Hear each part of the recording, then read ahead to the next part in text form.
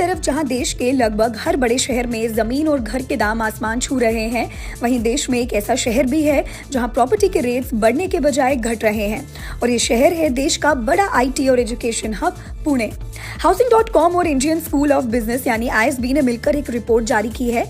इस रिपोर्ट के मुताबिक पुणे देश का एकमात्र ऐसा बड़ा शहर है जहां पिछले एक साल में घरों की कीमतों में गिरावट देखी गई है।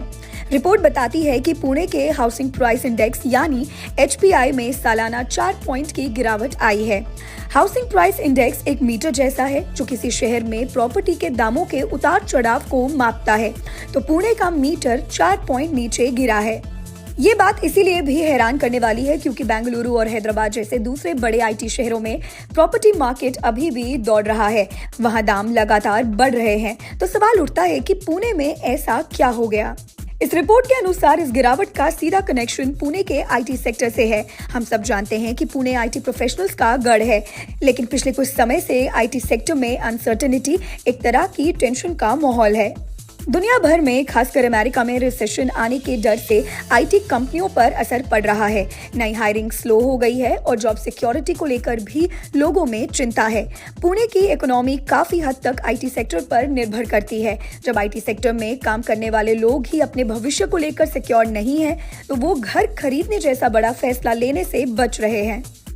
इसी वजह से पुणे में घरों के सेल यानी बिक्री पर असर पड़ रहा है। जब खरीदार कम हो जाते हैं तो जाहिर है कि प्रॉपर्टी दाम भी नीचे आने लगते हैं। रिपोर्ट साफ कहती है कि IT सेक्टर की टेंशन की वजह से घरों की सेल प्रभावित हुई और कीमतें घटने लगी।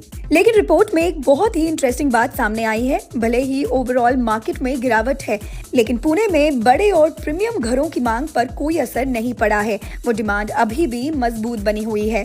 लोग, खासकर वो जो अपने रहने के लिए घर खरीद रहे हैं यानी एंड यूजर्स, वो बड़े घरों को पसंद कर रहे हैं। रिपोर्ट के मुताबिक 3 BHK जैसे बड़े घरों के लोग काफी ज्यादा खरीद रहे हैं। इसका मतलब है कि जिन्हें वाकई घर की जरूरत है और जिनके पास बजट है, वो इस मौके का फायदा उठाकर अच्छा बड़ा घर खरीद रहे हैं। तो कुल मिलाकर पुणे का रियल एस्टेट मार्केट एक दिलचस्प मोड़ पर है। एक तरफ IT सेक्टर की टेंशन ने मिड सेगमेंट और ओवरऑल मार्केट को धीमा कर दिया है, जिससे कीमतें गिरी हैं। वहीं दूसरी तरफ प्रीमियम और बड़े घरों के खरीदार अभी भी मौजूद है। ये गिरावट उन लोगों के लिए एक मौका हो सकती है जो लंबे समय से पुणे में अपना घर खरीदने का सपना देख रहे थे। शायद वो अब बेहतर डील हासिल कर सकते हैं। आपका इस बारे में क्या सोचना है? क्या पुणे के रियल एस्टेट मार्केट में ये गिरावट एक चेतावनी है या एक अवसर? हमें कमेंट सेक्शन